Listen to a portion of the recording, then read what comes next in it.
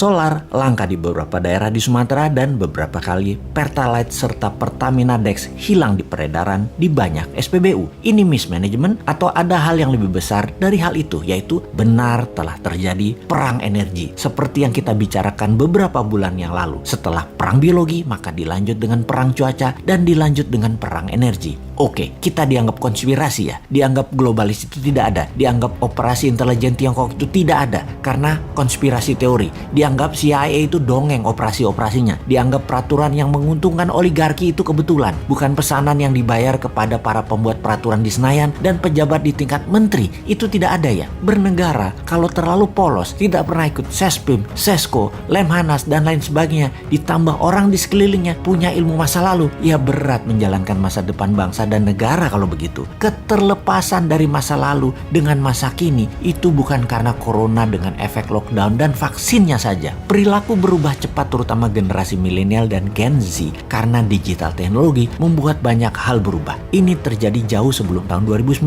bahkan gejalanya telah memukul banyak sendi kehidupan. Matinya koran, turunnya viewer golf, meningkatnya penggunaan sabun cair, matinya mobil sedan, pemimpin banyak negara menjadi lebih muda dan wanita. Itu semua serba baru. Terlihat saat ini Indonesia masih belum ngeh juga. Pemimpinnya dan rakyatnya, baik incumbent maupun oposisi, tidak ngeh. Sedikit sekali yang memahami hal ini dan kebanyakan yang memahami, yang sadar adalah mereka bukan makhluk politik, bahkan apolitik, anti politik. Kembali ke bidang ekonomi di mana kita tidak berpolitik, kita bisnis as usual aja. Toh salah satu sendi bernegara sejajar dengan politik namanya ekonomi. Dalam 20 tahun ini memang otak banyak orang terlalu politik. Dikedepankannya hanya jabatan, jabatan dan jabatan, bukan kebijakan dan kemanfaatan jabatan untuk rakyat yang semuanya dilindungi dengan pasukan propaganda dan media buzzer. Ekonomi yang mau kita diskusikan adalah kita sudah masuk perang energi dan dalam perang ada yang namanya economic at war, sebuah mood perang berdasar pemahaman ekonomi. Perang Amerika Tiongkok naik ke level yang lebih tinggi,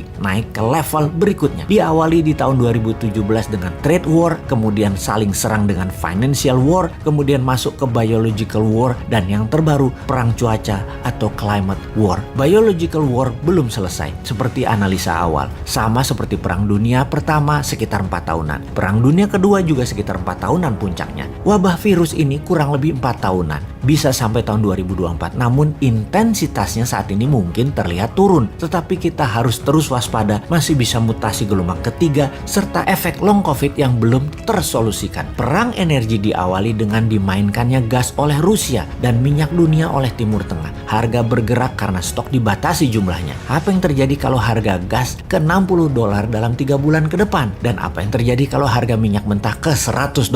Efek pertama adalah harga komoditas seperti nikel dan lain sejenisnya akan turun karena naiknya biaya produksi. Saat ini Tiongkok energinya terbatas. 90% energi dalam negeri di Tiongkok adalah impor. Efek Indonesia makin parah karena 85% impor bahan baku produksinya dari kakak tertua, dari Tiongkok saat ini. Saat ini negara yang tidak punya sumber alam energi ketar-ketir seperti Tiongkok karena memang ditarget. Sahabat yang tidak percaya informasi ini, anggap kesimpulan kali ini hanya konspirasi teori. Begini kesimpulannya, karena Indonesia mati hidupnya adalah dengan Tiongkok, bahkan kayak provinsi dengan mata uangnya yuan dalam dagangnya, sementara mana mau Timur Tengah dibayar pakai yuan, dolar Indonesia terbatas stoknya, hutang IMF dolar belum turun juga, Indonesia miring ke Tiongkok jelas-jelas membuat bernegara anti Barat, sementara Barat adalah penguasa energi, maka sangat bisa terjadi kelangkaan sumber energi minyak dan gas akan terjadi di Indonesia, karena kesalahan kebijakan luar negeri dan kebijakan tidak membela rakyat mulai terasa pengaruhnya, yaitu rakyat di piramida tengah dan bawah sangat lapar. Mau solusi? Sini sama New Mind.